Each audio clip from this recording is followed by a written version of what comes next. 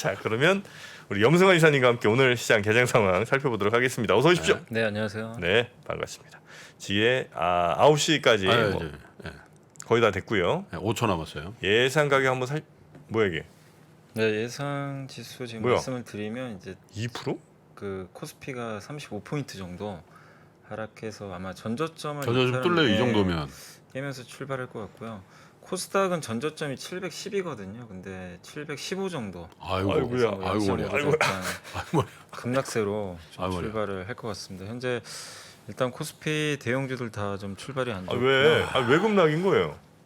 지금 달러가 너무 강하고요. 또 사실 그 영국이 또 감세안까지 내놓는 바람에 달러가 더 강해져서 영국이 그 와중에 감세를 개인 소득세 내리고 법인세 올리던 거 철회하고 그러니까 파운드가 더 약세잖아. 네, 맞습니다. 파운드 더 약세되니까 달러 더 강세가 돼. 네, 아이고야. 이탈리아 또 네. 정정 불안. 극우 정당이 또 당선이 된 것 같아요. 아이고야. 그래서 이런 문제가 또 달러를 부추기면서 오늘 국내 증시에도 좀 영향을 주는 것 같고요.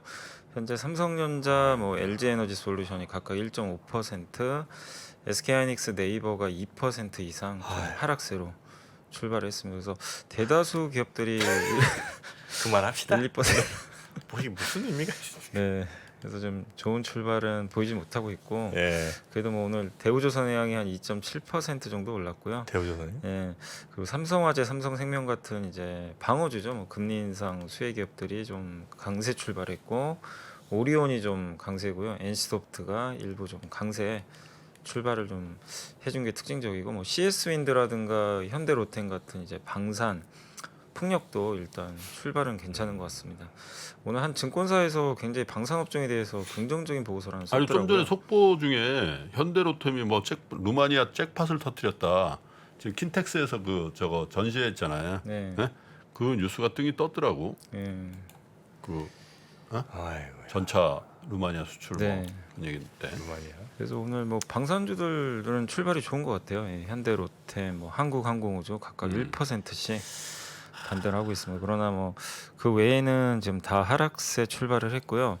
지금 SOL이 이제 유가 충격으로 한 3% 정도 하락을 했고 카카오뱅크가 지금 마이너스 3%로 시가총액 11조원까지 좀 떨어졌습니다. 그리고 LG화학, SKI테크놀로지, 인적 분할하고 이제 물적 분할 발표했던 하나솔루션이 마이너스 2.5%. 하나솔루션은 그거 어떻게 되는 겁니까? 그래서 그 이제 하나 갤러리아 있잖아요. 네. 갤러리 유통회사로 이제 인적 분할을 하고, 네. 그러니까 이제 9대 1이에요. 기존 주주분들은 하나 솔루션을 9를 가져가고 네. 하나 갤러리아를 1을 가져가는 거죠. 솔루션하고 갤러리아 백화점하고 붙어 있는 거는 좀 인적 분할은 그렇다 치고. 네, 인적 분할. 그리고 네. 이제 작년에도 한번 아마 기억하실지 모르겠는데 네. 첨단 소재 부분이 있어요. 네. 그 부분이 이제 매출의 한 4~5% 정도 아마 차지할 거예요. 그게 큰 사업분은 아닌데. 4~5%? 예. 네. 근데 이제 작년에 한번 물적 분할한다는 그 뉴스가 한번 나온 적이 있어서 한번 네. 거의 주가가 폭락을 했었거든요. 네. 물적 분할에 주주분들이 되게 싫어하기 때문에. 근데 이제 사실상 그게 확정이 됐습니다 이번에. 작년에 이제 뉴스로 나왔던 걸 이제 확정을 해서 하는 거예요? 네, 물적 분할 하고요. 다만 이제 주주들이 좀 반대할 수도 있기 때문에 자사주를 공개 매수하기로 했습니다. 그래서 아마 51,000원인가요? 51,000원 정도에 그 내가 좀 반대한다. 반대한다 그러면 사준다? 네, 그럼 사주기로 했어요. 물적 분할. 하나 솔루션? 네, 하나 솔루션은. 그래서 그래요? 51,000원 아마 가격은 좀 찾아보세요. 제가 여기 적어오긴 했는데 좀 찾아야 돼가지고. 그래서 가격은 지난주 아마 지금 현재 주가보다는 좀 높은 가격에서 10월 17일까지 아마 공개 매수하는 걸로 제가 기억을 하고 있습니다. 네, 그걸 한번 네, 찾아볼게요. 그거 한번 찾아보시면 계속 다른 거 진행해 주세요. 예. 네. 그래서 하나솔루션도 조금 빠지고 있고 오늘 아모레퍼시픽이라든가 SKC 대부분의 기업들이 다 좋지 않은 그런 출발을 일단 코스피는 보였습니다. 그래서 현재 코스피는 35포인트 정도 하락을 해서 마이너스 1.5% 정도 하락한 2255포인트 일단 전저점을 깬 상태고요. 상승이 84개, 하락이 800개니까 다 거의 빠지고 있고요. 코스닥 같은 경우는 715포인트입니다. 13.56포인트, 1.86% 네. 하락을 했고 상승이 118개, 하락이 1343개 정도 됩니다. 그래서 아직 코스닥은 전저점이 710이니까 지지는 하고 있지만 아직은 조금 좀 그 위태위태하죠. 위태위태한 좀 상황이고, 그다음 오늘 코스닥은 매드팩토나 뭐 안트로젠, 제넥신 같은 바이오 회사들은 좀 오르고 있습니다. 그래요? 예, 한 1%씩은 반등을 하고 있고요. 근데 지난주에 워낙 좀 안 좋아가지고요. 네. 일단 오늘은 좀 오르고 있는데, 오늘 이제 그 외에는 다 빠지고 있는데요. 특히 LNF가 마이너스 6%, 성일하이텍이 마이너스 5%, 에코프로비엠이 마이너스 4%. 한마디로 그냥 잘 버텼던 기업들이죠. 이쪽이 그 2차 전지 소재가. 근데 오늘은 다 무너지고 있습니다. 첨보가 마이너스 4%. 어휴. 예, 그래서 아마 좀 오늘 매도가 좀 거세게 나오면서 2차 전지 소재 쪽으로 좀 급격한 좀 하락이 좀 나오고 있습니다.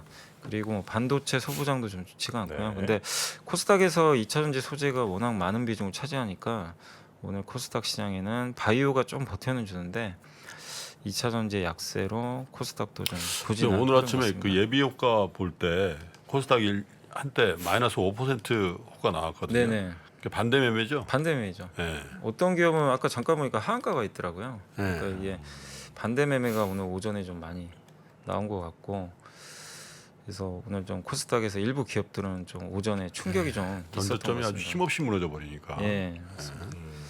아니 근데 그 51,000원이 보니까 공개 매수가 맞는 것 같아요. 하나솔루션. 네, 근데 48,000원에 거래되는 건 뭐예요? 아 지금 사면 안 되지. 그때 갖고 네, 그때 그때 갖고 갖고 있었던 있어요. 주주들만. 아, 아 그럼 지금 사서 먹게? 그러니까 그 뭐예요? 그 전에가 그러니까 공시 전이죠. 공시 전에 회사가 갖고 어떤 있어요. 데인데 그냥 꽁꽁으로 주겠어. 무슨 일에 보면 아니 난 지금 살라 그랬단 지금 말이에요. 사지 그러면 이게 딴 바로 거 할 오늘 필요 공개 없지. 매수를 해줘요. 아. 예, 이제 나는 뭐 그 공시 전 예, 공시 전 그래요? 주주 명부에 있어야 돼. 다 또 이게 어? 있네 작전들이. 예. 당연하지.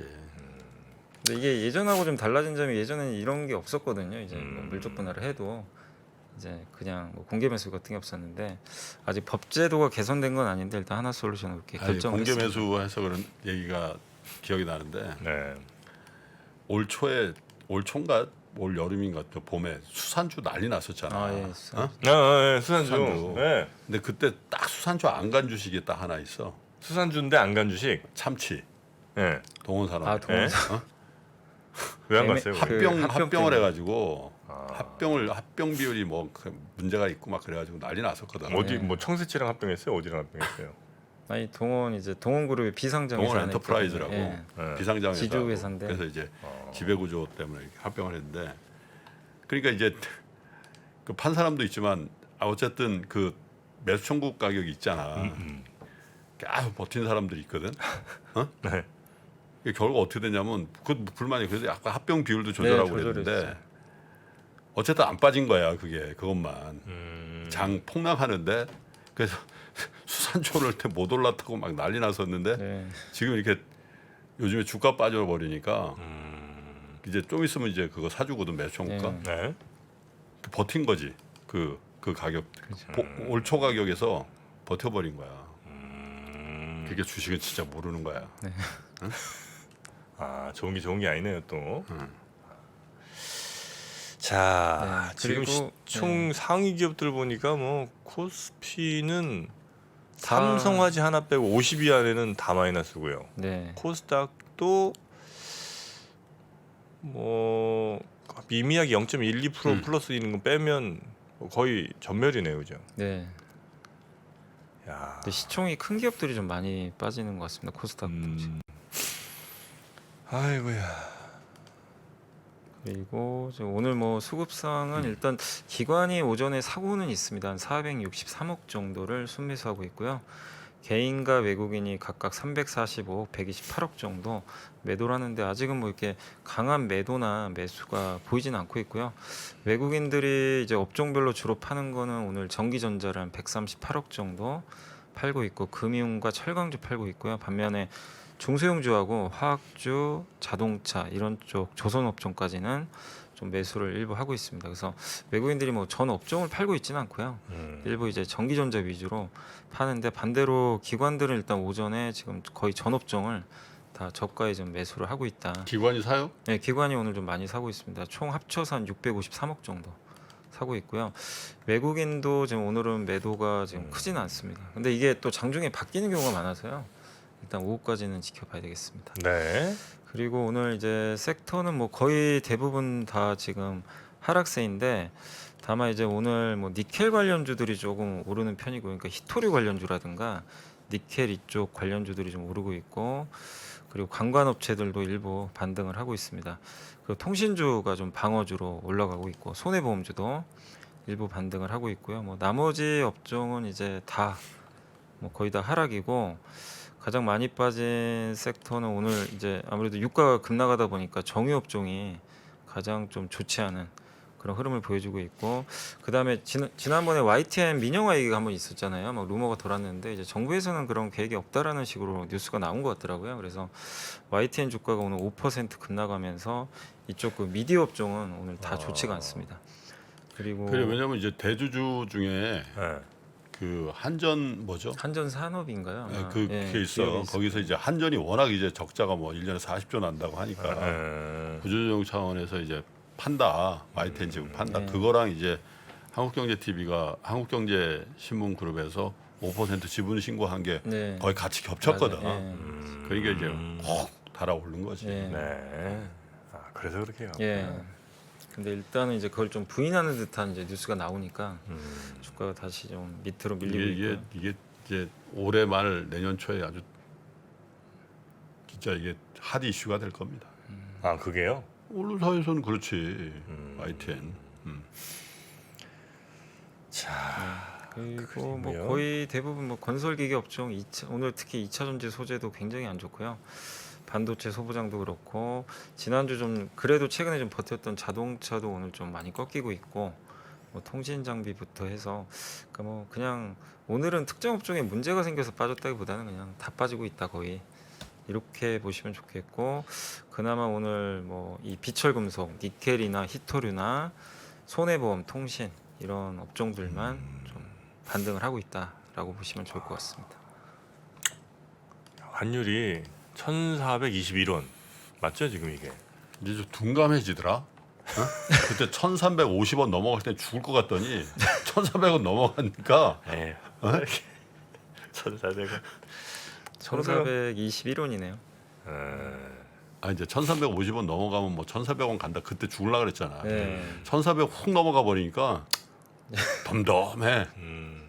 확실히 뭐 이게 세게 맞을 때도 이게 아슬아슬하게 맞을 때가 더 아프고 확 맞아버리면 그냥 뭐 그냥 기절하는 느낌 그런 게 좀 있더라고요. 무뎌집니다. 자, 그래서 우리나라만 빠지는 건 아니고 지금 니케이도 그렇고 호주도 그렇고 다 좀 비슷하게 1.5% 가까이는 다 하락은 하고 있는 것 그렇습니까? 같습니다. 아시아시장 전체 대부분이 좀 출발은 비슷합니다. 지금. 아 그때 이제 아이폰 가격 이제 출시할 때 맞춰서 이제 정해야 되잖아요. 지금 이미 이제 정해졌잖아요. 네. 그거 정할 때 환율을 얼마로 해서 정할까 이제 고의가 좀 있었거든요. 그러니까 예를 들면 뭐 미국에서 1,000불에 팔아요. 그럼 이제 우리나라에서는 환율 한 1,400원을 계산하면 140만 원에 팔아야 되고 그렇지 않습니까, 그죠? 그렇죠. 그때 한참 막 환율 올라갈 때인데 그래서 그때 뭐 거의 1,600원 계산했다는 얘기가 있더라고요. 그러니까 물론 꼭 그 환율에 무조건 뭐 맞추는 건 아니겠습니다만 여튼 그 정도로 올라갈 걸 감안해서 아이폰 가격 국내 시판가를 정했다. 국내 시판가 정할 때 그렇게 했다는 얘기가 있습니다. 그냥 당분간은 아이폰 10 그냥 한 3년 더 쓸라 그래요. 3년이요? 요거 저 앱 좀 청소 좀 쫙 하고. 네. 어? 아이폰 10이면 몇 년도에 사신 거예요? 요거 한 아이폰 10? 3년 되지 않았나요? 요거? 더 됐을걸요? 한 4년 된 것 4년 같은데요. 된 것 같은데. 4년은 된 것 같아요. 그런가? 제가 지금 12인데 제가 2년 다 했거든요. 한 4년 쓰신 것 같습니다. 네. 아 이거 딱 해가지고 뒤에 그 슈피겐에서 저거 산 이 있잖아 케이스. 슈피겐 케이스. 케이스 딱 가려니까 새 거처럼 보이던데 뭐. 아 그래요? 앱 안 쓰는 거 좀 정리하고 그러면 네. 쓸만할 거야. 안 사. 아 우리가 뭐 팔러 온 사람들도 아닌데 안 쓴다 그러지. 1,400원이 1,700원이 하라 그래 난 안 사는데. 아이폰 8도 지금 뭐 문제 없이 쓰고 계시다는 분도 계시네요. 네. 자 그럼 리포트들 한번 좀 살펴볼까요? 네. 오늘 이제 첫 번째는 저희 사실 오늘 좀 당사에서 나온 건데 이베스트 저희 저번에 한번 나오셨죠. 그 신중호 팀장님이 쓴 자료고요. 지금이라도 팔아야 될까 이런 좀 제목이고 연준의 이제 초강수에 의해서 주식시장 급락세가 좀 지속이 되고 있고요. 파웰은 이제 작년에 자기가 오판을 했죠. 일시적 그 인플레다. 그래서 이걸 오류를 바로잡기 위해서 굉장히 강한 긴축을 계속하고 있고요. 그렇지만 이제 에너지 가격이라든가 주택 시장 둔화를 감안하면 긴축 공포는 이번 3분기가 좀 정점이 아닐까 일단 이렇게 좀 보고 있고 아까 김프로님도 언급해 주셨지만 좀 달러 환산 코스피가 9월 23일 종가 기준으로 고점 대비해서 마이너스 44% 지금 급락한 수치거든요.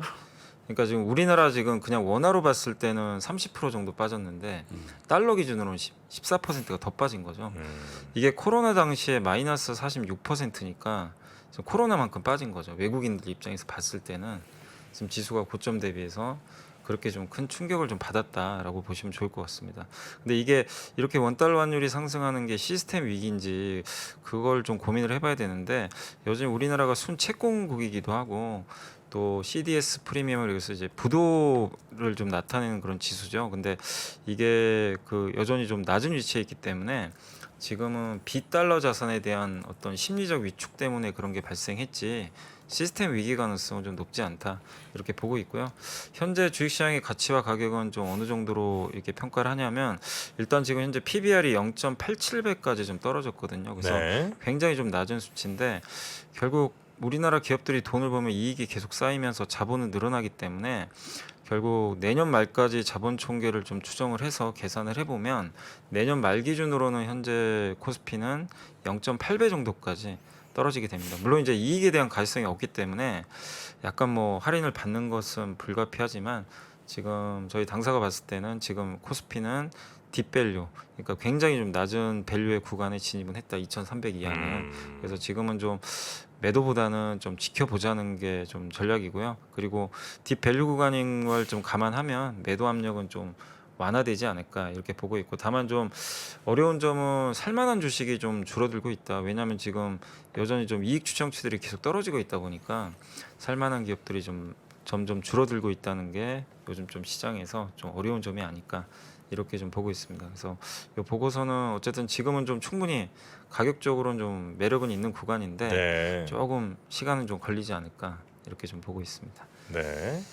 또 그리- 다른 리포트가 네, 있죠? 그리고 한국투자증권에서 이제 나온 보고서인데 강달러 영향이 좀 심하잖아요. 그래서 지금은 세트 업체 이제 예를 들면 이런 뭐 노트북을 만드는 완성품 업체보다 여기 들어가는 부품 업체가 더 낫다. 이런 좀 내용의 보고서인데요. 환율이 오르면 실적은 좋아집니다. 뭐 그렇지만 주가는 별로였다. 왜냐하면 이제 환율 변동에 의해서 실적은 좀 좋아진다 하더라도 외국인 수급에 영향을 주기 때문에 주가는 좀 좋지 않았던 지금도 마찬가지죠. 그래서 지금 환율이 1,400원 돌파하면서 기업들의 매출과 영업이익 추정치는 오히려 올라가고 있거든요. 그러니까 이 IT 기업들 같은 경우는 그렇지만 이제 외국인들이 국내 주식시장을 좀 이탈을 하는 현상 때문에 주가는 부정적이고요. 그렇지만 환율 상승은 세트보다는 부품사에 더 긍정적인 게 그 세트는 현지 통화로 이제 그쪽에서 매출이 많이 발생하는데 그 부품 같은 경우는 달러 매출이 대부분 주를 이룬다고 합니다. 그래서 달러가 혼자 강하기 때문에 달러 결제 비중 높은 부품사들이 좀 낮다. 그러니까 예를 들면 LG엔솔만 하더라도 환율 10% 오르면 영업이익이 46% 추정치가 올라가 버리고요. LG이노텍이 36%, 하이닉스가 35% 정도 이익 추정치가 상승하는 그런 효과는 있다고 합니다.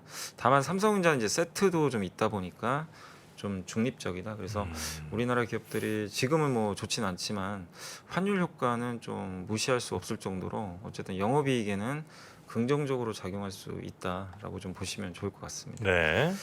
그리고 이 같은 이제 한국투자증권에서 나온 자료인데 김정환 연구원님이 디스플레이 쪽 이제 적어주셨는데 뭐 좋진 않아요. 디스플레이가 지금 LCD TV 패널 가격이 9월에도 2에서 4% 하락폭은 줄었는데 여전히 뭐 좋지 않은 상황이 계속 이어지고 있고 그러니까 TV 업체들이 이 패널을 안 사는 거죠. 재고가 많으니까 사야 되는데 뭐 TV가 안 팔리다 보니까요. 뭐 반도체도 사실상 비슷한 상황이고 그래서 지금은 현금 원가 수준 이하로 떨어졌기 때문에 감산을 이제 하는 거죠. 패널 업체들이 네. 생산량을 늘리진 않는데 지금 월드컵 이제 얼마 안 남았거든요. 월드컵이 한 11월, 12월 이때 열리는데 보통 이때 이제 TV 판매가 느는데 아직도 재고가 좀 너무 많아서 아직까지는 이쪽 패널 수요가 느는 좀 흐름은 보이진 않고 있다고 합니다. 그래서 카타르 월드컵 본다고 태블릿 살까? 그 월드컵에 대한 관심도 좀 약간 좀 예전보다는 좀 많이 떨어진 것 같아요. 예. 월드컵도 할 때 해야 되는데 겨울에 해버리니까 그러니까 겨울에 아, 그래서 그런가요? 어? 그래서 관심이 좀 떨어지네. 전혀 관심이 없죠. 네. 아마 하는 거 모르시는 분도 많으실 거예요. 그러니까 예. 언제 12월이에요? 11월에 11월 얼마 안 남았거든. 예. 옛날 같으면 이제 막 붉은 악마 막 나오고 해야 되는데 그럼 언제 보통 새벽에 하게 되나요? 보통 시간이? 카타르니까 저 밤에? 우리보다 좀 몇 시간 늦는 걸로 알거든요. 거기 야간 게임 하지 않을까? 더워서 그럴까요? 하기야 뭐 그 에어컨도 틀고 한다더만 거기 경기장에. 여튼 뭐 이번 올해는 하여튼 에어컨이래 그 월드컵에 대한 관심이 조금 예, 다른 때보다는 예, 좀 역시 떨어지고 확실히 좀 떨어진 것 같습니다. 그리고 꼭 옛날에는 사실 실제로 TV 판매가 는 경우가 있었는데 뭐 이번에는 사실 그럴 가능성도 그렇게 높아 보이진 않는 것 같아요. 예, 워낙 또 경기도 안 좋다 보니까. 네. 그래서 이제 디스플레이 업체들 입장에서는 사실 이런 월드컵이 큰 시즌이거든요. 이걸 좀 기대해봐야 되는데 그건 일단 11월에 한번 또 두고 봐야 되겠고 다만 이제 OLED 쪽은 그래도 좀 괜찮을 것 같다. 특히 삼성 쪽이 LG 디스플레이가 아이폰 14 프로맥스 패널 공급이 좀 몇 달 한 연기가 됐나 봐요. 한두 달. 그게 늦어지면서 삼성 디스플레이로 물량이 많이 집중이 됐다고 합니다. 그래서 그 삼성 쪽에 납품하는 소재 업체들은 좀 괜찮을 것 같다. 네. 디스플레이 쪽에서 그렇게 보시면 좋겠고 중장기적으로는 24년부터 애플이 그 아이패드에도 OLED를 아마 탑재를 할 것 같아요. 그럼 이제 굉장히 소재 사용량이 더 늘어날 수가 있기 때문에 소재 업체에 대해서는 조금 긍정적으로 보고 있는 것 같고요. 다만 이제 이분께서 LG 디스플레이에 대해서는 여전히 조금 보수적이다. 왜냐하면 순 차입금이 지금 2분기 말에 10조가 넘나 봅니다. 굉장히 좀 차입금이 좀 많아서 거기다 지금 적자까지 지금 보고 있거든요. 그래서 LG 디스플레이는 일단 조금은 좀 금융 지켜보자. 비용만 얼마예요? 그러면 만약에 10조면 순차입금만 지금 10조니까 1년 이자. 근데 이게 흑자가 나야 되는데 지금 또 적자가 나고 있어서 요즘 금리로 하면 5%만 따져도 5천억인가? 5천억이로 5천억. 10조에 5천원. 그지? 네. 5%에 그 조달 되나? 안 될 걸? 조달은 그렇게죠. 안 되겠지, 네. 당연히. 주담대가 오프니까. 그리고 월드컵 같은 것도 그 나라 딱 환경에 맞게 이렇게 좀 하면 좀 사람들이 관심 갖지 않을까. 그죠? 막 카타르에서 할 때 이렇게 그 모래바닥에도 좀 하고. 그 우리나라 1등하지. 그냥 흙바닥에서 하면 우리나라 1등할 걸. 군대 축구. 네? 태국에서 이렇게 논바닥에서 이렇게 좀 하고 뭐 이러면 참 축구 스포츠 이런 거 몰라. 그런 얘기하면 보기 재밌잖아요 이렇게. 아 뭐 부상 위험 있나 이게? 응? 아 부상 위험 있죠, 있으니까. 당연히. 거기 이제 아. 넘어지게 되는데 자꾸 아 그래요? 정말 큰일 납니다. 공감 능력 없어. 모래사. 스포츠 쪽에는. 이거 재밌을 것 같은데 그렇게. 아 선수들 조심조심 뛰겠지 그러면. 자 야, 그나저나 주가가 야. 또? 네, 지금 아우 코스피가 더 떨어졌네. 아 이게 코스닥이 전저점이 710이라고 그랬죠? 네, 12요. 12? 예, 12. 전 깼을 지금 거의. 전저점. 전저점이야. 예. 아,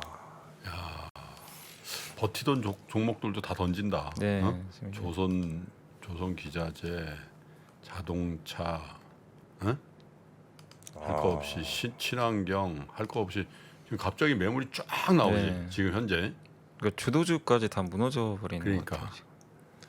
개장 초에는 반발 매수 좀 들어왔는데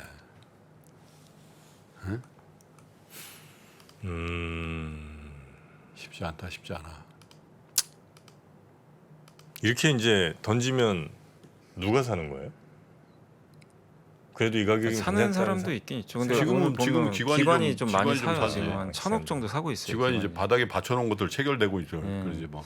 근데 보통 이제 그 전에는 개인들이 이런 날 많이 사는데 오늘은 개인 투자분들이 손절하고 있습니다. 지금 현재 코스피 코스닥 합쳐서 한 1,000억 가까이 좀 정리 한 800억 정도 지금 매도하고 있습니다. 근데 이게 우리나라만 빠지면은 바닥을 빨리 잡고 뭐 개인 손절 물량 나온다, 뭐 반대 매매 나온다 이런 얘기를 할 텐데 전 세계적으로. 전 세계가 전 세계가 빠져버리니까 다, 이게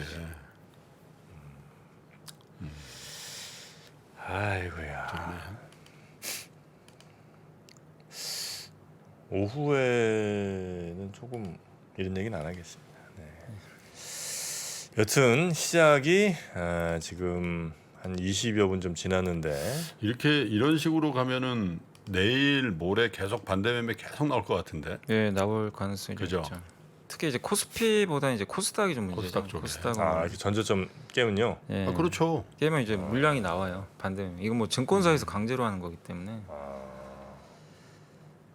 근데 보통 그런 이제 반대 매매 찍고 올라가는 경우들이 많았는데 사실 그런 경우가 나오면 안 되죠. 안 되는데 이게 저점이 깨지면 이제 한두 번씩은 이게 투매가 나와 버리거든요. 그게 이제 좀 걱정이 되는 거죠.